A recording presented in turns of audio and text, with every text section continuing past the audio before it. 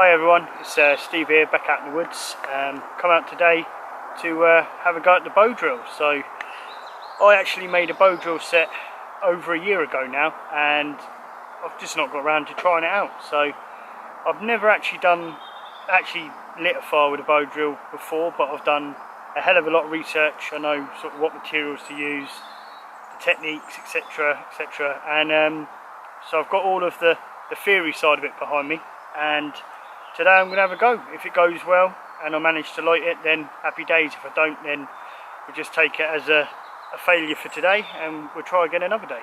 So I'll take you over the bits, show you what I made over a year ago, and tell you what we kind of need. And my luck, it would have started raining.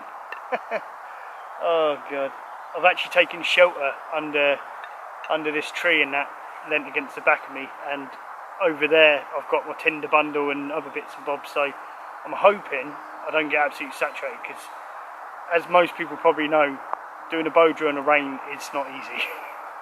So I'm going to crack on, show you these bits, and then we'll have a go.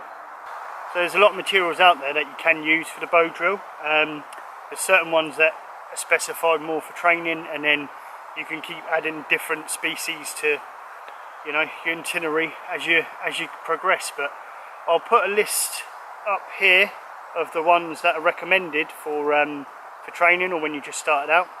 Me personally, I've just gone for hazel on hazel, because I've just got tons of hazel everywhere, so why not? So the first item I looked for was the bow. So most people have got the misconception that you're supposed to have like a springy piece of wood for the bow.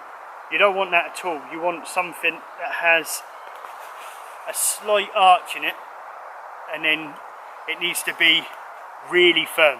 Because the problem is, when you're bowing like that, if you've got any flex in the wood, it loosens up the cord, and then your drill can just pop out and fly all over the place. So you want something more like that, with a slight bend in it, or you can have a bigger bend but just wants to be firm.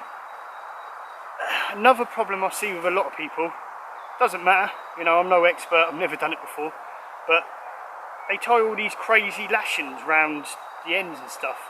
All I've done is cut a little slot, and then just done a little knot there and slid it through. You can see that? I've done that both sides. And that works perfectly, because all that does, stops it going anywhere. You don't need all these swanky wanky lashings all over the place, but if you want to do that, by all means do that. So I've just saved a ton of time by just cutting a kind of little slot there, and just literally, see that comes off, just pull it back on like that, easy peasy. For the next piece I found, that bow's hazel by the way, but it doesn't really matter what you use. Doesn't need to be any particular species as long as it's what I said a minute ago. Right, so the next one is the board. So this again is a chunk of hazel that I managed to get. So I managed to make most of this out the same sort of lump that I cut off. And it's not the straightest. It should realistically be as flat as you can possibly find it. It may still work, it may not. It's not terribly wonky. It does have a bit of flatness to it, and I've shaved it down as much as I can to get it like that. So if you've ever watched, when you've watched my knife techniques and axe techniques one where I split the wood down into sections, that's how you make that basically, into a board. You want to aim realistically for about 18 to 20 mil thick, or 2 centimeters thick. If you go any more than sort of 25 millimeters or 2.5 centimeters, you're just going to have too much there for it to cope with. If you go any lower than about 18, 19, from what I've heard, is you're just going to plough through this too quick, and it's not going to work. So that's the board, nice and made up. And then this is my drill I made. What I've done with this hazel piece is I've made the top bit a lot longer and pointier, because I want less friction on this side, and I've made this end quite a small point, just to get it, when you cut the little notch in it, it just gets it going, and this should start to blunt off a little bit and become more round. So that's that is my drill. So I probably made this maybe too small, probably could have made it a little bit bigger. So they sort of say about the size of your knife roughly, if you've got a typical bushcraft knife. So this is probably a little bit too short, but I think it should still work. So size wise, about the size of your knife. That no bigger than about 20mm, 2 centimeters. And if you're not gonna use the whole board all the time, you could just actually leave most of the branch and just cut a piece off, so it's just flat on one edge if you want to fire quickly. The bow, what I've read up is you want it about arm's length from your fingers up to sort of your shoulder, and that's about right there. So that's how I made that one. And I think I'm going to get set up and we'll show you how we start it. Who knows? Could work, might not. Let's have a go. So, thank you very much for joining me on this this little adventure here. Well, I say adventure, I'm in my corner, my woodlands. But this is a first for me, so this is like a stage in my bushcraft career. This is when you get your gold medal or your badge or whatever it is to say you're an actual bushcrafter. So if I don't do it, I suck. Right, let's get to it. So I've just got the bush box out and got a little bit of wood there. I've done a bit of a feather stick just so when it gets going I can chuck it in with that and keep a little fire going really. And then over here got my bow in my bag, and then as I was coming in you may have noticed that I was getting some dry grass and some old bits of bracken. There's loads of birch there for protecting the board, and I've actually got my board and my spindle in my back pockets because I don't want them getting wet at all. So I forgot to mention when you're doing these you need the driest dead standing wood you can find. If it's wet, if it's alive, it ain't really going to work. You need the driest possible wood you can get. So that's why I've been covering all my tinder bundle, kept my spindle and my board in my back pocket. And you see there, you want to see my butt? See? They're in there, they're off the ground, they're away from any rain because we are getting a little bit of drizzle here now. So got that already. I'm going to get my tinder bundle set up nearby. You want everything prepped close to you. It's all about preparation really in my eyes. And then we'll get bowing. So the first thing you want to do is you want to create a little divot about sort of roughly halfway in on the board, and all it does is it creates a groove just for the end of the spindle to go into. So I'm going to do that now, and you'll see how I do it.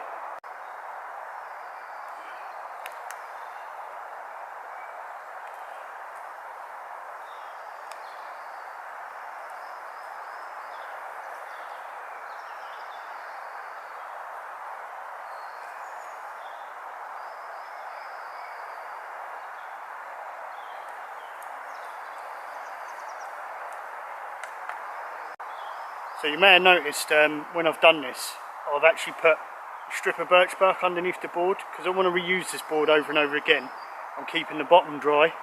I've put another piece of birch bark where my foot's going to go, so I don't contaminate it with soil or wet feet and things like that.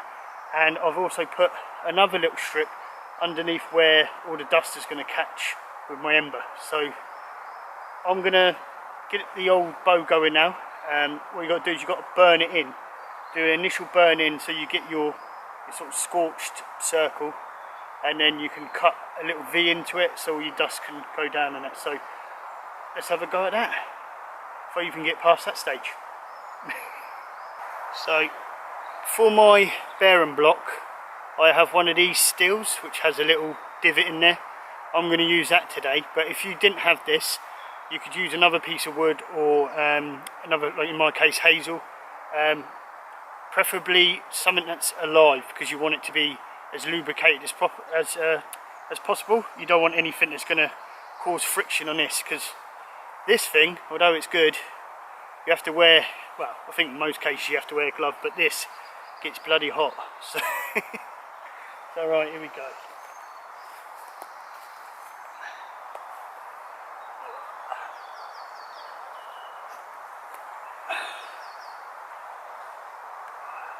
All you want to do is get yourself comfortable. Get your spindle out. And then, like I said before, the longer pointy end goes at the top. So you want your string, or whatever cordage you're using, to be tight enough to grip it, but not too tight, otherwise you're not going to move anywhere, and you don't want it too loose because it's just going to fall out all the time. And then, I'll show you on there, you just sort of give it a twist. See, that's on the outside there now. That's how you want it preferably. You can do it on the inside, but the way I've seen it done and sort of taught through logic is that side, but I've actually got this the wrong way around, so I need to take that out, flip it back round again, and then do it again. There we go.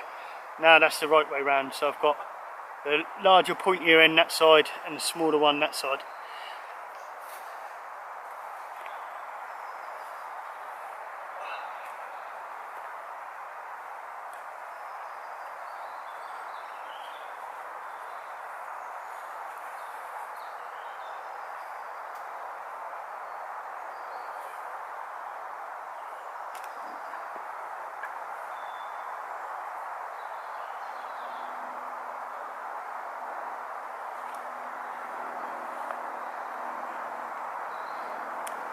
You want to just brace yourself in, and then, oh, I've got my box in the way. Wait, hang on, man. Chuck my box over there. There you go. Get it in the socket. Apply some pressure, and bow away.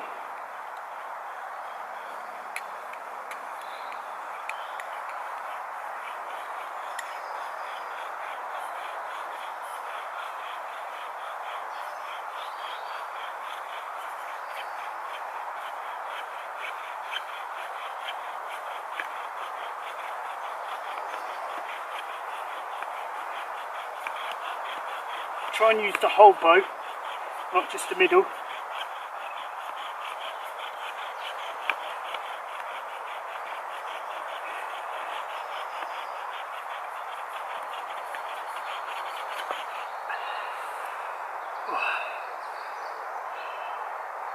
That needs to be a little bit more than that. As you can see there. So I need to burn in just a bit more to give it a bit more shape. I could smell it though.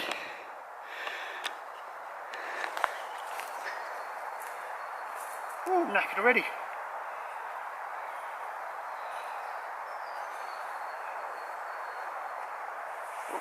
I'm going to keep that dust. Keep as much of the dust as possible.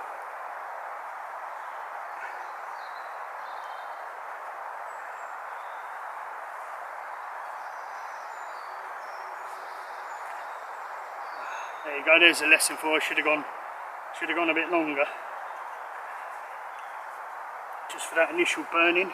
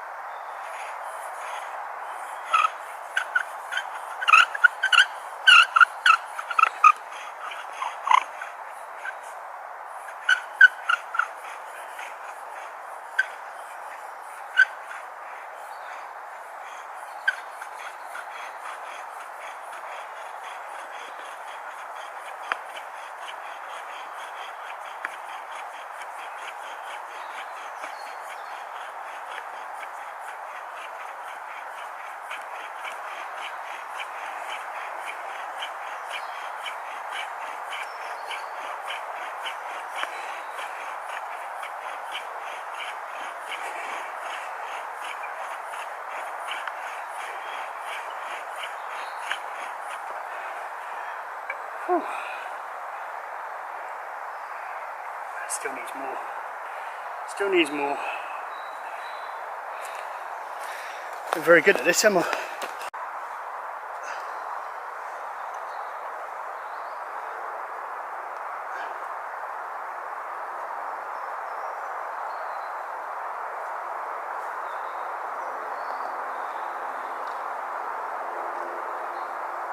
Probably going to be the longest bow drill you've ever seen in your life.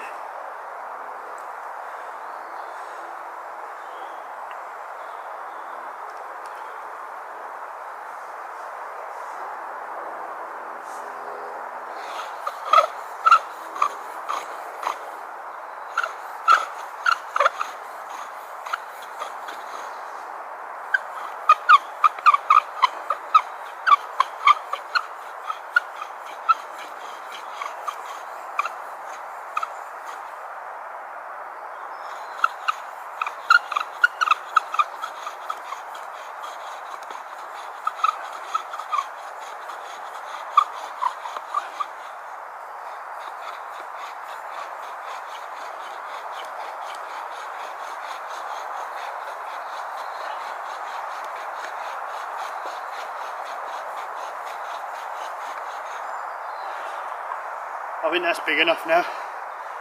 So, absolutely pooped already. I think maybe going a bit more shallow with that end and keeping that quite pointy, because I'm finding I'm having to wear this off where I've made it a little bit too pointy to get a big enough sort of depression there. But I think I've got a big enough one now. Just take it down and show you this side of it. So there's the burning. We did get a bit of smoke coming off of that. So you want to, like I said before, you want to keep all of that powder there, because that's actually going to help. And then we're going to go cut the notch for this now. It's probably a little bit small, but we're going to give it a go anyway, because I've got no more energy to keep putting a divot into that.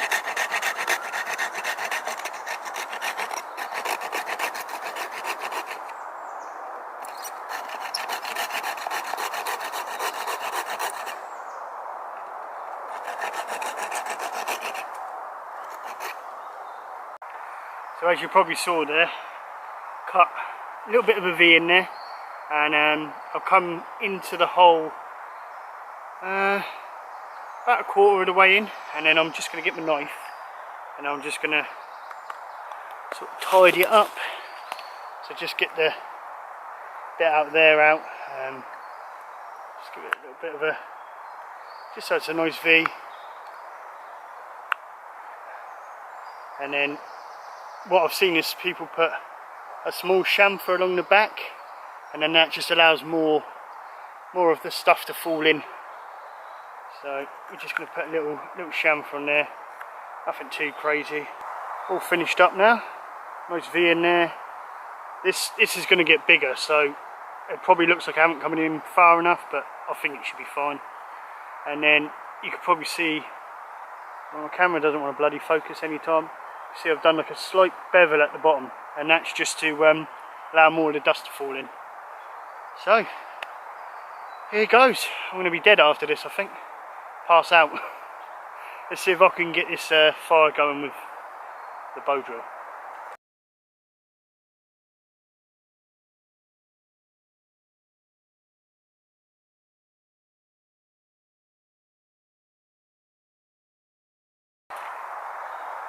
And the dust is jumping everywhere.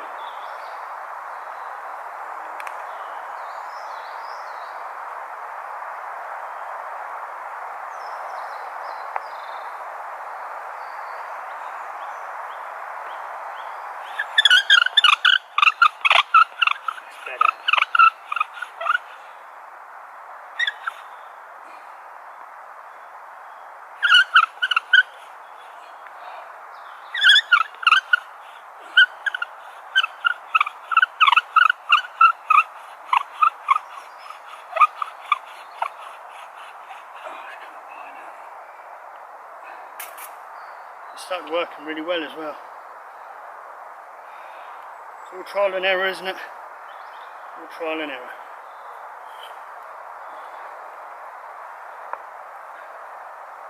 Come on, Stevie lad, you can do it.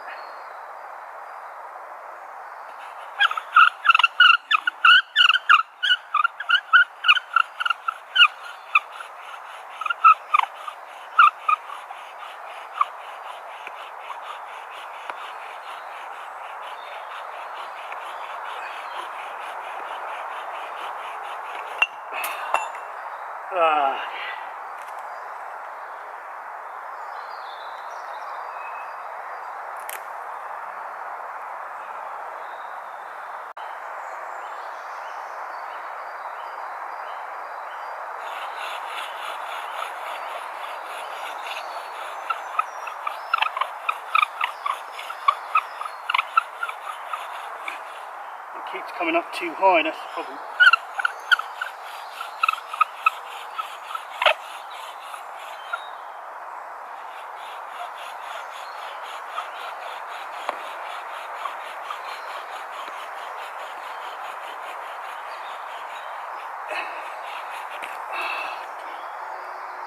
Just get it going as well.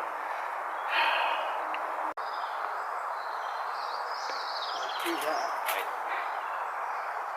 Just need to get the right method, keeping myself up, braced, and then not getting the cord to slip off.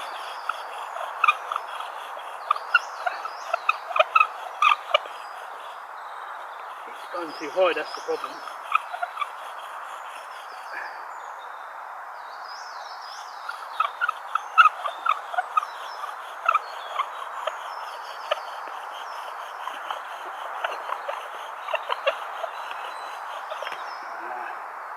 It's all about the technique, isn't it? It's all about the technique. And I haven't got it. Or it's just my spindle's too short. I have no idea.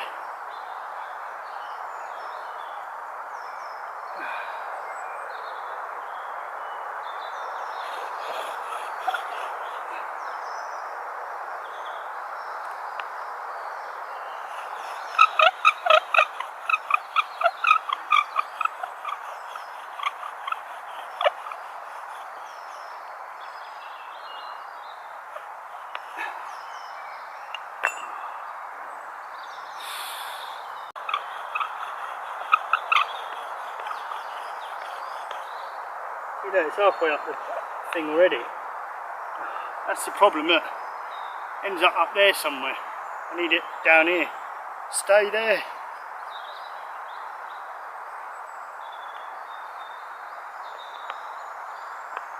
Probably my arm movements, to be honest.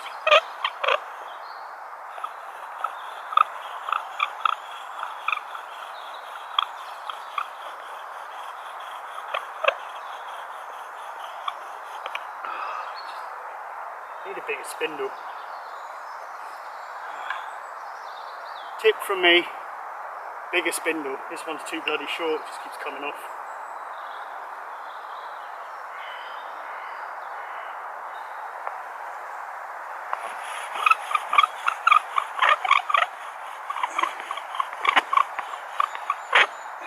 Why does it keep coming up like that?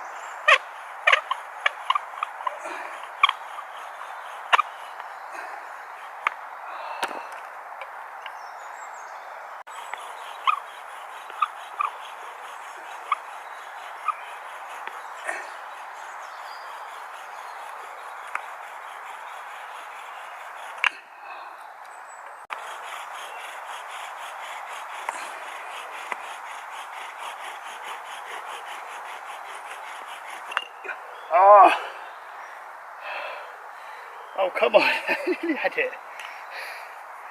Come on guys, we're going to do this. Well, I'm going to do it.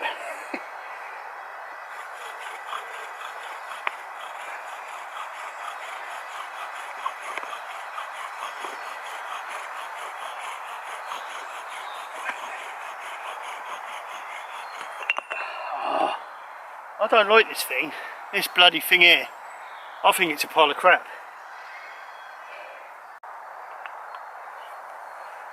Let's try leaning forward.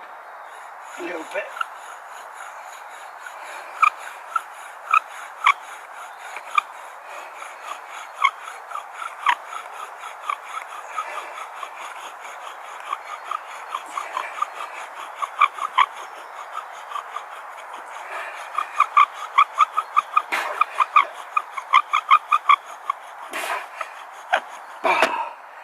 Is that it? Oh, please tell me that's it. I've got an ember. No, I don't think I have.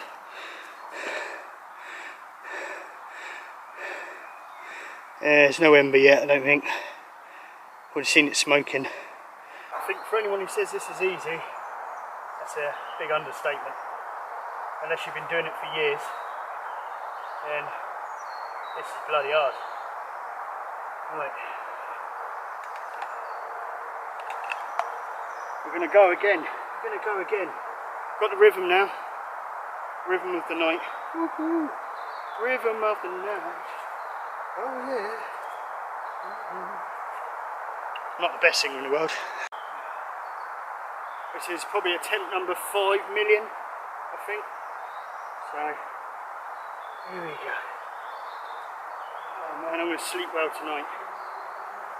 I know when you get it so far, when it starts smoking, you're supposed to really ramp it up and basically do it for quite a bit longer afterwards. But that is killer. Without it spinning off.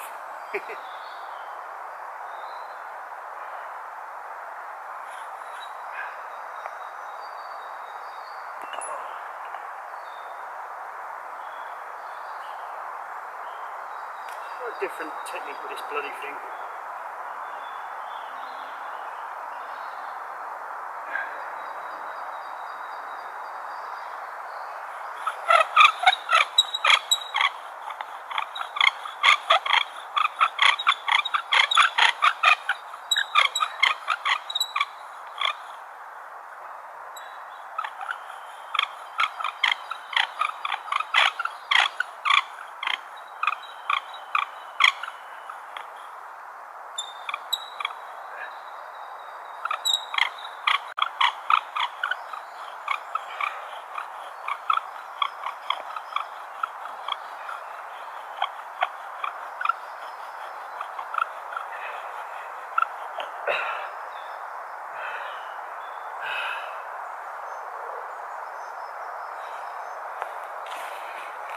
How much that's smoking.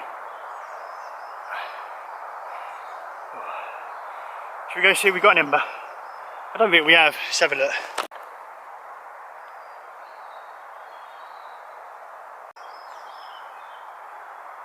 It's not smoking, so no ember again.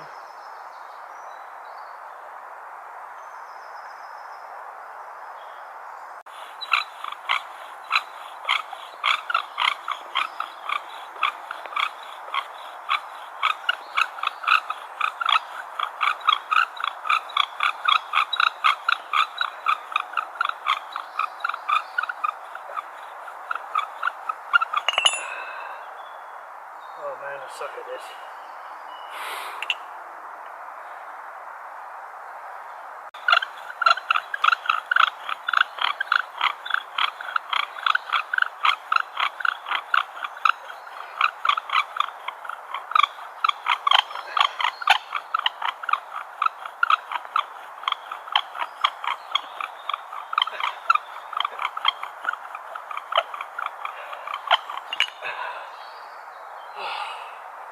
How does anyone have the energy to do this? Well guys, I think I'm going to give it a couple more goes and I'm going to call it quits because I am absolutely pooped. I keep getting this thing to smoke, tried to ramp the speed up just to get that last bit of consolidation in, and this thing doesn't seem to work very well. It might just be my technique, I might be holding it a bit wonky or something, I don't know. So give it a couple more goes. If we do it, we do it. If we don't, we don't. It's no big deal, is it? The principle's there, all the parts you need, it's just learning that technique. So I've noticed with doing a couple of goes over and over and over, my technique is getting better. So yeah, we can only hope.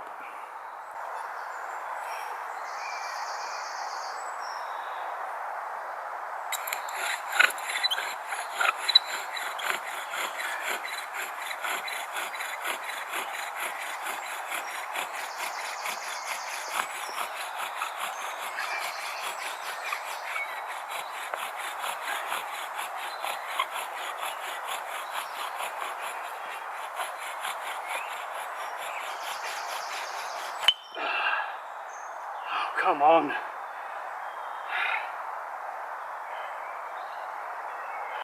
I've got to tilt it like this now because it's starting to go over that way.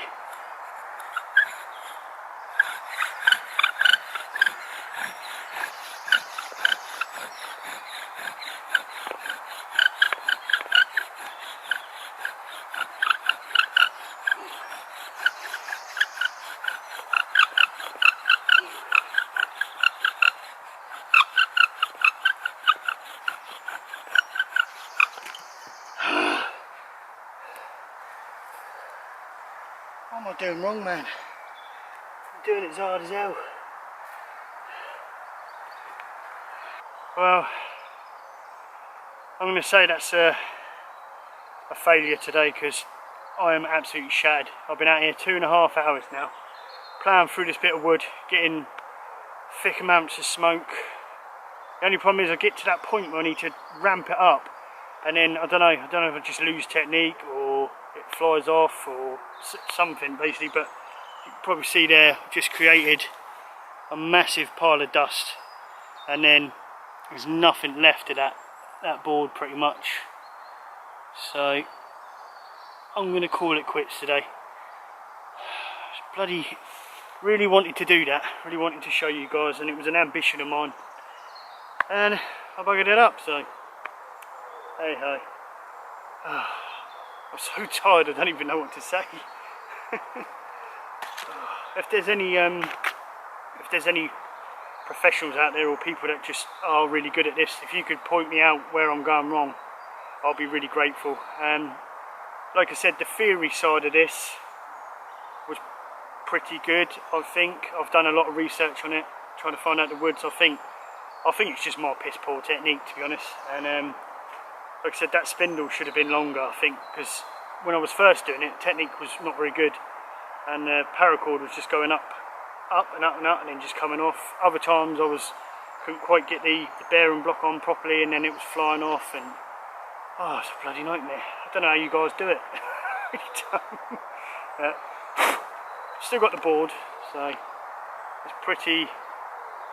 See on it, it's pretty kaput now.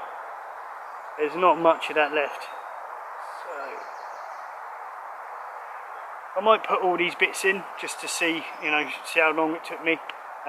Obviously you don't want a 2.5 hour long video, but yeah, thank you very much for joining me on this series. It's been good. It's been nice to show my skills, but I'm not going to lie, it has been very hard, very time consuming trying to fit it around my life, my kids, my wife, everything like that. So I'm going to call this my last one for now. I will return, hopefully with another series, and we'll have another go at this. Maybe not in the series, maybe just in general, practice a bit more before I put it on camera. But I just wanted to see what happened. I wanted to see how easy it was, really. See if someone who's been doing bushcrafty stuff for a while like myself could just pull it off first attempt, but didn't do it. So bloody killer. I got the right stuff. You could see it was smoking, you could see it was going. I just needed that extra 10-20 seconds of drive at speed, and I probably would have had an ember, but just kept stopping short every time. So bloody hell. Well, thank you very much, everyone. I'll see you on another video shortly, I suppose. I am taking a little bit of a break, so if anything doesn't come up too soon, then I'll see you when I see you. So thank you very much. Have a good one. See you later.